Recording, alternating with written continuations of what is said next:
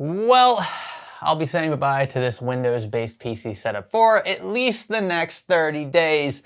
And I'm not gonna lie, I am extremely nervous. For those of you who don't know, I have used Windows PCs exclusively for gaming and editing. Of course, gaming, but also editing. This is what literally puts food on my table. This machine right here, or whatever iteration of it I'm on, I'm constantly switching hardware. It's always been Windows-based. And for the first time ever, I'm going to switch exclusively to a Mac-based ecosystem for everything. For work, for what little gaming I can do, and everything in between. Love it or hate it, Windows is by far the most popular operating system on the planet. It's also, in a lot of cases today, free. You don't have to activate to even use the software, and you can run it on very just bare bones, stripped down hardware. It might not run great, but it's a very approachable operating system. It's also very versatile and welcoming generally to most software and to most hardware. When it comes to Mac OS though, and really anything with an Apple logo on it, it doesn't like to play all that nice with things that don't have Apple logos on them. That's gonna be a problem. This should be fun. Are you ready? Stay with me. The Antec Performance One FT is a resourceful take on a modern full tower PC case with plenty of cable management headroom, ample hardware support, and extra goodies like an integrated temperature display. And now it also comes in white. Building in the Performance One FT is a breeze, plenty of room in this color matching, airy interior. And on the topic of cooling, a perforated and accented front panel pairs nicely with four color matching Antec Storm T3 fans, each 30 mils thick with PWM support. The Performance One FT is ready for your next PC build and the latest generation of hardware, and it can be now purchased in either black or white. Click the link below to learn more. Now, if you're an OG on the channel, you likely remember this mini-series here. I switched to Apple for 30 days. The videos that followed entailed a journey of a young, broke college student who pretty much dove headfirst into everything Apple. I bought a MacBook, I bought an iPhone, I bought an Apple Watch, and then I upgraded the iPhone. And because I was going to class and relying on a lot of, engineering programs on my Windows-based laptop at the time, it was definitely difficult, to say the least, to switch to a Mac operating system. And I'm interested in trying it again, but with something a bit more extreme this time around. Not just my mobile tech will be switching to Apple, but also my stationary tech. So yeah, that desktop you saw earlier, it's getting replaced with this thing right here. This is the $2,000 Mac Studio. This is the M2 Max chip, so it's not the M2 Ultra. It doesn't cost $4 grand. That thing looked like absolute overkill, and frankly, my current editing rig is nowhere near that expensive. I don't think I've ever had a system that expensive before. So $2 grand felt like it felt like enough, and from what little editing experience I have on my current M2 MacBook, I figured this would do just fine with some of the 4K footage that I'll be editing in the future. I'll be honest, this isn't really what I expected. I thought it would be smaller. It looked smaller in the photos. This is actually quite heavy as well. And this doesn't even have the copper heatsink since it's not the Ultra variant. There might be some things in this video that I get wrong. Again, I'm not the most Apple savvy guy out there, so you'll have to bear with me. Feel free to all caps me in the comments if I say something incorrect. But this is definitely bigger than I thought. It's still compact though. I mean, when you think about how much potential, at least on paper, is packed into this, I think Apple did a fantastic job. What really surprised me about the Studio, however, is that the power board is actually integrated. So you don't have a power brick, an external AC adapter.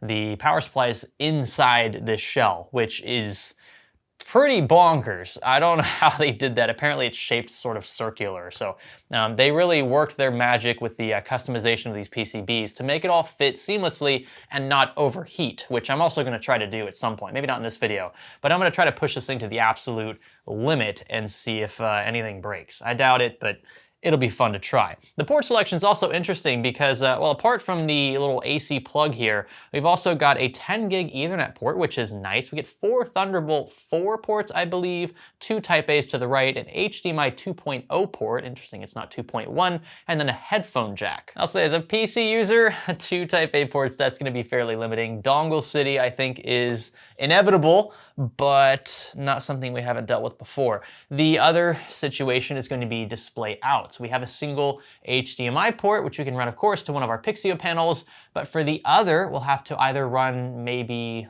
well, it's gonna have to be more than likely a dongle or a dedicated Thunderbolt 4 to DisplayPort cable. I'll have to buy one of those for about 20 bucks or so. Not the end of the world, just another situation that I imagine many PC builders won't find themselves in. One thing though I am a huge fan of is this SD card slot. I heard it's not the fastest, but the fact that it is up front makes it very easy as a content creator. This is super nice. And we get an extra two, I think these are 10 gig Type-C ports up front and a little LED off to the right. Shows you that the power is on. That's pretty much it. A huge Apple logo that like practically makes this thing double the price. Now it doesn't just stop there. I also purchased Apple's keyboard. I forget what this is called, like the Magic Keyboard or something. It actually has a little Touch ID here. That's cool. So biometrics for unlocking, I think you have to enter your password for the first use, and then after that, within a certain time frame, you can keep using this. So I mean, it's something extra here. I won't comment on the price other than to say it's extremely expensive. It's a very small, narrow keyboard. This will be a fairly steep learning curve. Same goes for this pathetic excuse of a mouse. I'm not sure what Apple was smoking when they designed this, but apparently it was good stuff because they're still rocking this design to this day. It has some sort of like sensor in it to map gestures and things. Apparently it does help in some situations, but the shape is god-awful. I don't know. Again, I want whatever they were on. And then if you want to charge it, you got to charge it from underneath. It uses a lightning port, which is another peculiar choice. I guess we're still living in 2020 here. And the sensors, I've heard, not that great. It's all around just an awful design, but I'm gonna have to use it for 30 days. Now this next item is no stranger to the channel. This is my 14-inch MacBook Pro, but not just any MacBook Pro, it's the base M2 model. It only has 8 gigs of DDR4. It's integrated, it's not upgradable, typical Apple, just like in the Mac Studios case. There's not much I can really do about how it's already spec'd. However, I can say that it consumes 4K 30 FPS 8-bit footage like a champ without issue. I still remember the first time I dumped 4K footage onto my Adobe Premiere timeline, not even Final Cut Pro, not even Apple's own software that typically works hand in hand very well with its hardware. I used Premiere, which has traditionally been a pretty crappy software suite. I mean, just in general, even on my Windows machines, it crashes all the time. It's gotten much better now that it uses CUDA acceleration effectively on timeline scrubbing and things, but I thought it would be pretty trash on this, considering this is not only a base model Mac, but also a Mac. It's an Apple product.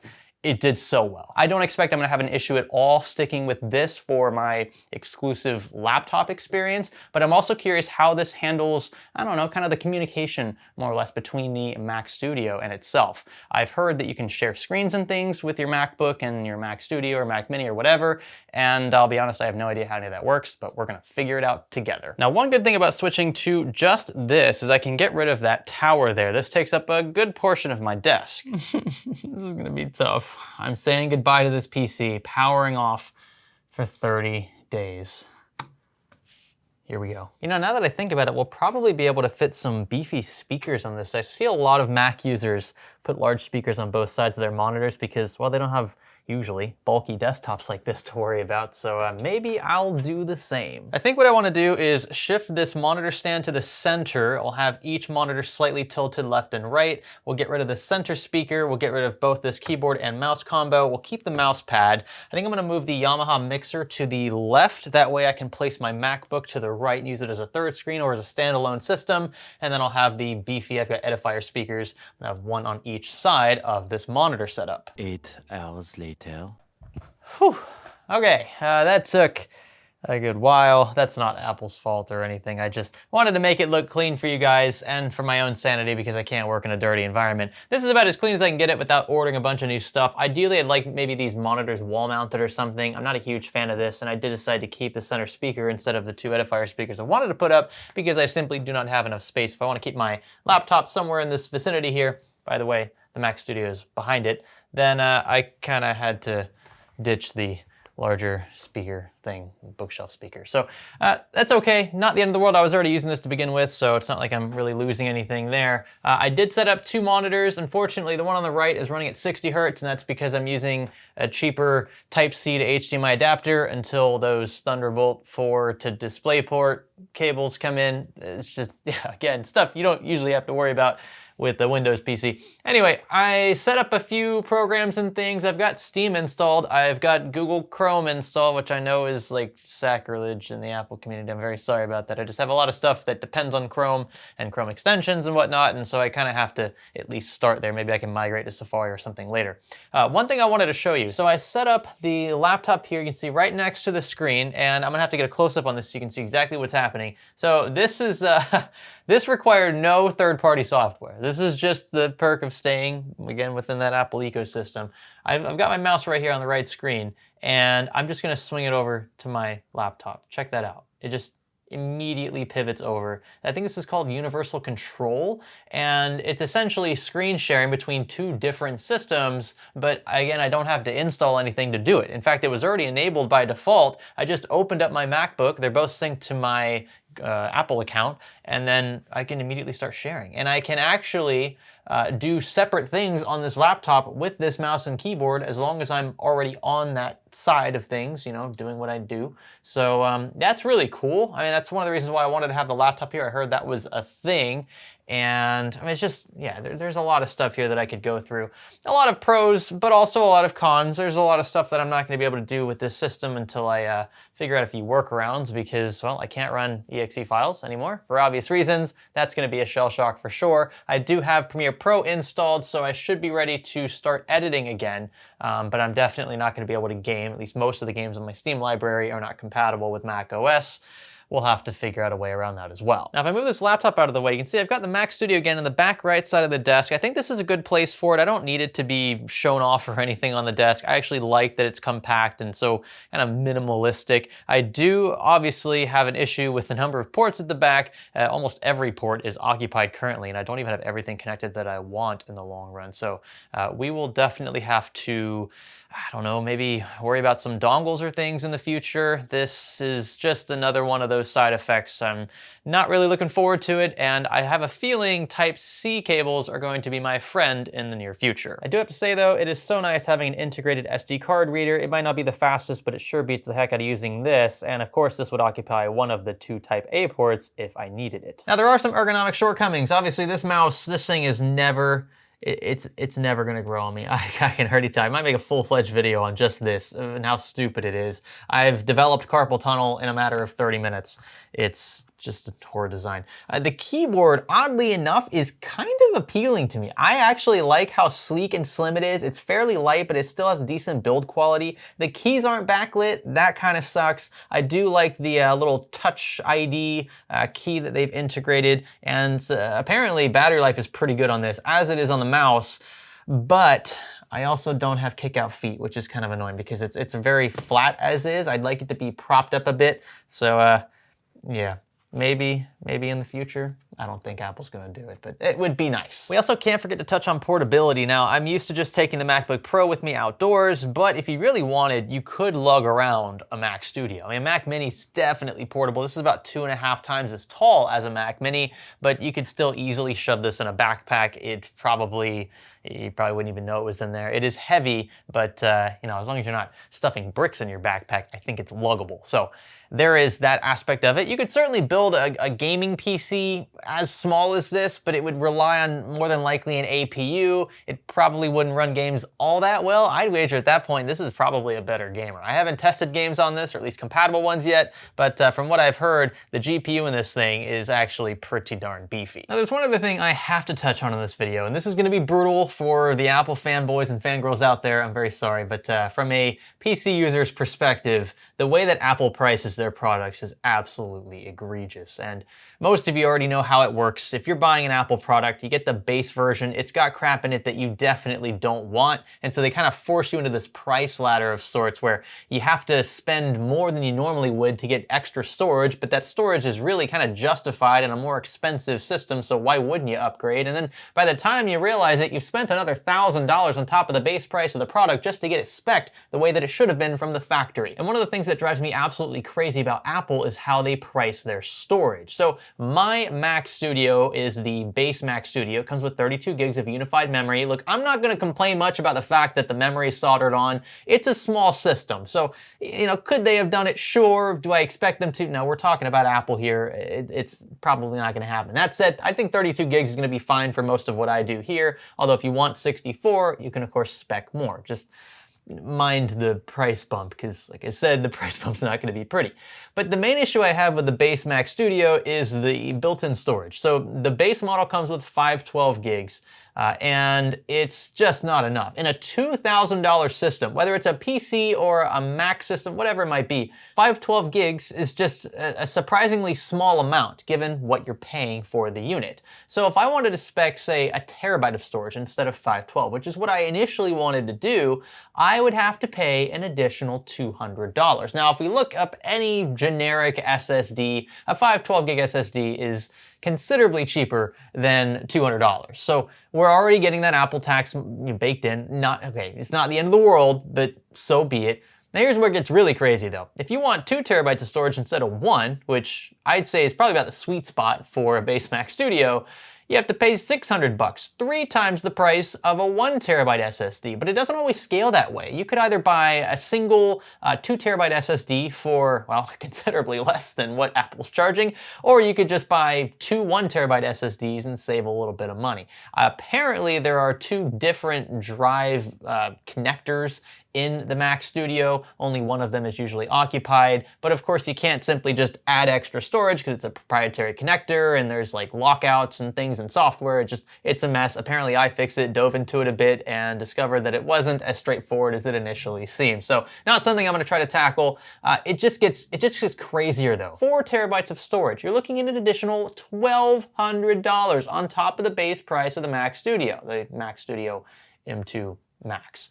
And that is just bonkers. I mean, you can pick and choose a bit. At least Apple's giving you some choice, but my oh my, there is no way on planet Earth I would entertain, even the 1 terabyte of storage markup. Just out of pure principle, I cannot justify spending an extra $200 on 1 terabyte. I'd rather just use an external drive. That's probably where most of my footage is gonna go anyway. I'll connect that via Thunderbolt 4 and it'll be like, it'll be like it was baked in to begin with. It might not look as clean because you've got to have a separate drive sticking out from the Mac Studio, but I'll gladly deal with that instead of paying these egregious markups. And these issues, mind you, are not prevalent when it comes to gaming PCs. Now, there are some pre-built companies out there that will charge decent markups for certain upgrades, but by and large, if you're building something yourself or speccing with a reputable company, you're not expected to pay anywhere near the Apple tax for certain components. And you certainly don't have, crazy proprietary barriers to entry when it comes to things like SSDs. One of the joys of building these, and that's why I initially got into these instead of Macs back when I first started, when I was around 19, 20 or so. When it comes to laptops, personally, I am less concerned with upgradability. I usually just spec the way that I need or kind of get by with while I'm on the go, because this is kind of my portable machine, right? But I'm not expecting it to work wonders. I'm not trying to future-proof it or anything like that. I just want it to get me by while I'm out of the office. And while you can make the argument that the Mac Studio is equally as portable as this, it doesn't come with a screen. It's not like an all-in-one type system. So I'll probably just be taking this with me still to those trade shows and things. I have to get around the fact that the Mac Studio isn't technically a desktop. It does sit on your desk, but it doesn't have the same upgrade approach as a traditional desktop. And that's gonna take, again, some getting used to. The EnerMax Select Max Flow series of AIOs are beefed up for the latest and greatest processors thanks to 38mm thick radiators up to 420mm, built-in VRM fans over each block, and specially designed dual-chamber pumps for increased coolant flow. Also enjoy tasteful ARGB and a rotatable cover for a clean look in any build and in any orientation. Learn more about EnerMax Select Max Flow CPU coolers by clicking the link below. So here we are then. I have fully absorbed myself into the Apple ecosystem, and it's only day one of 30. 29 more to go. One thing that I want to touch on that I haven't already is the iPhone. The reason why I haven't given this a ton of screen time is because I'm already a huge fan of iPhones. I know that's, again, gonna be like, it's gonna make some of your ears bleed, but the iPhone 13 mini, personally, is one of my favorite phones ever. I love the size of this thing. It is so compact. I can use it with one hand comfortably without shuffling it around very much. One thumb action is a piece of cake, and battery life's actually been decent. Even all the way up through iOS 17 and 17.1, I haven't had any noticeable battery issues, despite its size, and I'll be sticking with it, I think, far beyond this little 30-day experiment here. If you guys enjoyed watching me, I don't know, just jump into the deep end, torture myself with this stupid magic mouse or whatever they call it, give me a thumbs up, that would be appreciated. Consider subscribing, more videos like this are coming, but don't worry if you're into the standard desktop content, that is not going anywhere. In fact, we have a PC build coming up in the next video or two, so stick around for those if you're interested. Leave a comment down below. Again, get involved. There's gonna be description links you can check out, and I will catch you in the next one. My name is Greg. Thanks for experimenting with me.